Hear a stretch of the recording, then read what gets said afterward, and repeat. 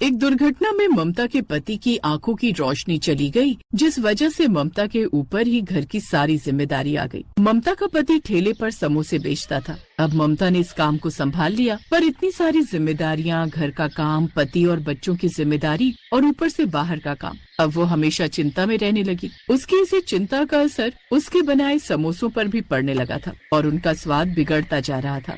अरे ममता, ये कैसे बेस्वादी समोसे बनाए हैं तुमने भाई? अरे बिल्कुल भी मजा नहीं आया। सच में बहन, पहले रामलाल समोसे बनाता था ना तो उंगलियां चाटते रह जाते थे। इतने चटपटे समोसे बनाता था वो। जब से रामलाल की जगह तुमने समोसे बेचने शुरू करे हैं, तब से समोसे में वो बात नहीं रही। इतने फीके समोसे मैंने कभी नहीं खाए। शाम को ममता उदासी भरे चेहरे से घर लौटी। रामलाल आंखों से भले ही नहीं देख पाता था, पर ममता की आवाज से वो पहचान जाता था कि वो कितने दुख में है। ममता, तेरी आवाज बता रही है कि आज भी काम कुछ ज्यादा नहीं हुआ। समोसे बिके नहीं क्या? कहाँ बिके? सिर्फ 10 समोसे ही बेच पाई। सब कह रहे थे कि मेरे समोसों में अब वो स्वाद ही नहीं रहा। तो अगर ये काम नहीं हो पा रहा तो तू कुछ और कर ले ममता। क्या पता कोई और काम अच्छा हो जाए। मॉनसून का मौसम आ चुका था और हर दिन हल्की फुल्की बारिश होती रहती थी। ममता को उम्मीद थी कि बारिश में उसका काम अच्छा हो ही जाएगा। वो दिन भर थोड़ी बहुत समोसे बेचती और घर लौट आती। एक दिन बहुत मूसलाधार बारिश हो रही थी। लगता है ये बारिश आज रुकने वाली नहीं है और इतनी तेज बारिश में कोई ग्राहक भी नहीं आएगा। क्या करूँ, कुछ समझ नहीं आ रहा। इतने सारे समोसे बनाए हुए हैं, अगर नहीं बेचे तो बड़ा नुकसान हो जाएगा। मुझे एक बड़ी छतरी की जरूरत है, पर अगर खरीदने जाऊँ तो कम से कम 400-500 रुपए की आएगी। वो होते तो मैं खुद ही ठेला लेकर गली गली समोसे बेचने चली जाती। ममता भी सोच ही रही थी कि तभी एक बूढ़ा व्यक्ति ठंड से कांपता हुआ वहाँ आता है। बेटी, सुबह से मेरे परिवार ने कुछ नहीं खाया, थोड़ा कुछ खाने को दे दो, बड़ी दया होगी। बाबा चिंता मत करो, आज आपका परिवार भूखा नहीं रहेगा। मैं आपको कुछ समोसे दे रही हूँ, ले जाओ। मैं तो वैसे भी इतनी बारिश में समोसे बेचने नहीं जा सकती। क्यों बेटी, तुम गली गली घूमकर बारिश में समोसे बेच सकती हो।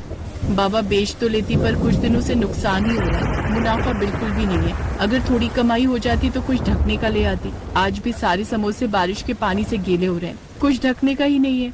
एक काम करो बेटी, तुम ये बोरी रख लो, ये थोड़ी फटी हुई है और अगर तुम्हारे काम आ जाए तो।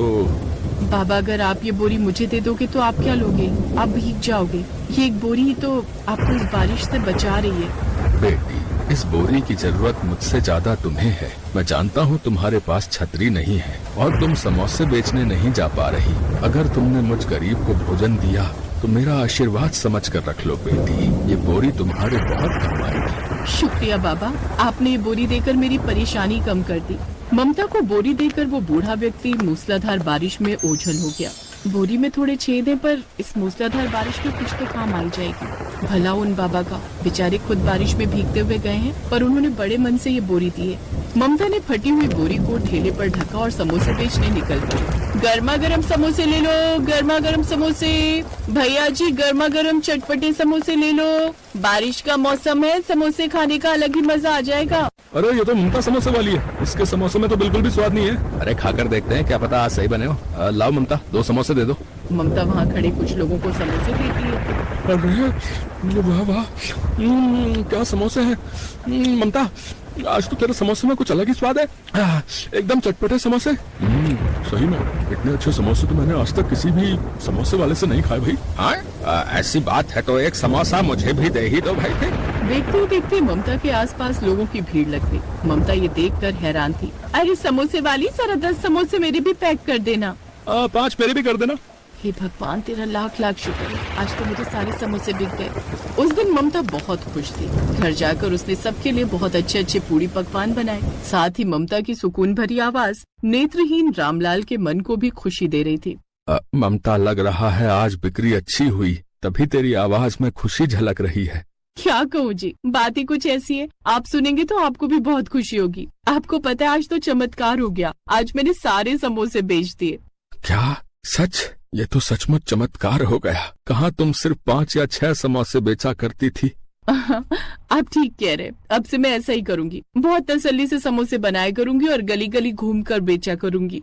ममता अब रोजाना ही ज्यादा समोसे बनाकर बेचने के लिए निकल जाती थी। अब तो दिन पर दिन उसकी बिक्री बढ़ने लगी। धीरे धीरे ममता के समोसे सबको पसंद आने लगे और ज्यादा से ज्यादा लोग खाने लगे। ममता के पास अब पैसों की भी कोई कमी नहीं रह गई थी। एक दिन ममता ठेले को ढकने के लिए एक बड़ी छतरी खरीद लाई। उसने वो पुरानी बोरी को हटाकर नई छतरी लगा ली और समोसे बेचने निकल पड़ी। रास्ते में उसे बंधे हुए ग्राहक मिले, पर उस दिन किसी ने भी समोसे की तारीफ नहीं की, बल्कि सबने बुराई ही की।